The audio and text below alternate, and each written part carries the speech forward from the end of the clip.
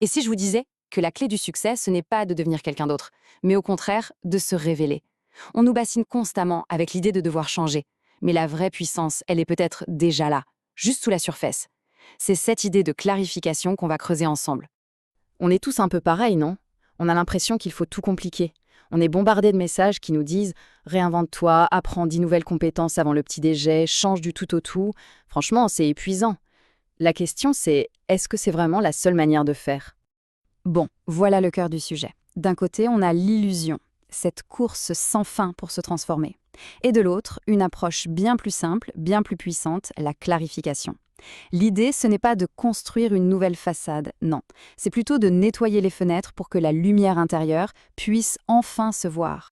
Allez, on commence avec le domaine social. Comment on fait pour sortir du lot dans un monde aussi bruyant? La réponse, c'est pas de crier plus fort, mais de parler plus clairement de qui on est. On a tous déjà ressenti ça, ce syndrome de l'ami de remplissage. C'est ce sentiment d'être un peu invisible. On lisse tellement ses angles pour plaire à tout le monde qu'au final, on ne marque personne. On planque ses vraies passions par peur d'être jugé et on devient complètement interchangeable. Alors, comment on se bat contre ça? La réponse, c'est la méthode du spike. Imaginez un graphique. Au lieu d'être une ligne plate, moyenne en tout, l'idée c'est de créer un pic, une pointe acérée qui monte très très haut. Ce pic, c'est votre expertise unique, votre spike. C'est ça qui vous rend mémorable.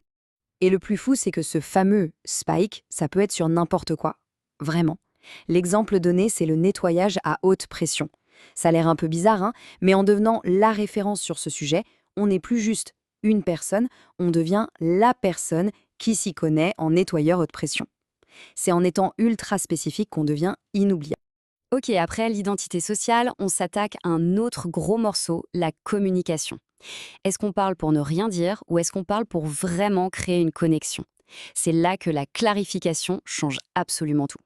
On a tous en tête l'image de quelqu'un qui utilise des mots super compliqués juste pour avoir l'air intelligent. Mais en général, l'effet est inverse, on décroche complètement.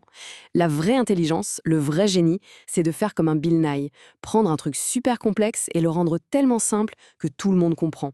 Clarifier, c'est traduire, ce n'est pas compliqué. Et en fait, cette capacité à rendre les choses limpides, c'est le secret du charisme. Contrairement à ce qu'on pourrait croire, le charisme, c'est pas un don du ciel, un truc magique avec lequel on est. Non, non. C'est une compétence qui se travaille et qui repose sur une intention claire. Imaginez un peu l'énergie que ça demande de faire semblant. C'est comme avoir une batterie de fausseté qui se vide à une vitesse folle. C'est juste épuisant. Alors que l'authenticité, eh bien, c'est une énergie propre, durable, presque renouvelable. Et c'est là que tout se joue. L'approche habituelle, c'est de se demander comment je peux faire pour qu'on m'aime. La clarification, elle, change complètement la question.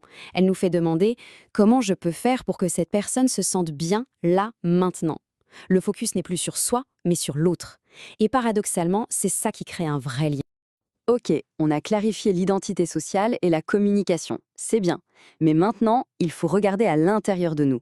Comment on clarifie notre propre moteur, nos pensées et nos actions? Une grande partie de nos blocages, ça vient de là. De cette petite voix dans notre tête, ce vieux disque rayé qui nous répète les mêmes histoires négatives depuis qu'on est gamin. Par exemple, cette petite phrase qui a l'air de rien, je ne sais pas coder. Ça semble être un fait. Mais en réalité, c'est une prophétie autoréalisatrice. Si on y croit, on n'essaiera même pas. Ou encore une autre, bien plus dure. Personne ne m'aime. À force de se la répéter, cette pensée finit par teinter toutes nos interactions et elle nous isole pour de vrai. La solution, c'est de reprogrammer activement le système. Ça veut dire qu'il faut consciemment dire non à ces pensées et surtout leur prouver qu'elles ont tort. Pas avec de grands exploits, non. Avec des actions minuscules mais constantes. Une seule minute de travail sur un projet, un sourire à un passant. Chaque petite victoire est une preuve qui vient rayer encore un peu plus ce vieux disque. Et c'est cette victoire qui donne envie de recommencer le lendemain. Et ça nous amène à une distinction super importante, la différence entre le mouvement et le progrès. Le mouvement, c'est quand on est très occupé, mais qu'on n'avance pas, comme passer des heures à polir un CV vide. Le progrès, c'est une action qui nous fait vraiment avancer, comme apprendre cette fameuse compétence rare et demander. Clarifier ses actions, c'est donc chercher l'effet de levier. C'est trouver cette seule action qui, une fois faite, va rendre toutes les autres beaucoup plus faciles, voire inutiles.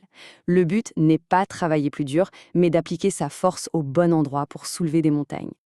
Alors, au final, quand on met tous ces morceaux de puzzle ensemble, qu'est-ce que ça donne?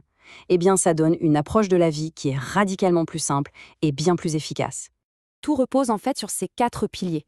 On clarifie son identité pour être mémorable avec le spike. On clarifie ses mots pour avoir de l'impact grâce à la simplicité. On clarifie ses intentions pour créer du lien via l'authenticité. Et on clarifie ses actions pour avoir de vrais résultats avec l'effet de levier. C'est un système complet. Le message final, c'est un véritable appel à la simplicité. Plutôt que de s'épuiser à courir après une version idéalisée et flow de soi-même, on se concentre sur ce qui est déjà là. C'est comme un sculpteur qui enlève les bouts de marbre en trop. Il ne crée rien de nouveau, il révèle le chef-d'œuvre qui était caché à l'intérieur. Je vais vous laisser avec cette question. Et si le plein potentiel n'était pas quelque chose qu'il fallait construire de zéro, mais simplement quelque chose à clarifier? Et si tout ce qu'il y avait à faire, c'était d'enlever la poussière pour laisser briller ce qui a toujours été là? La réponse pourrait bien tout simplifier.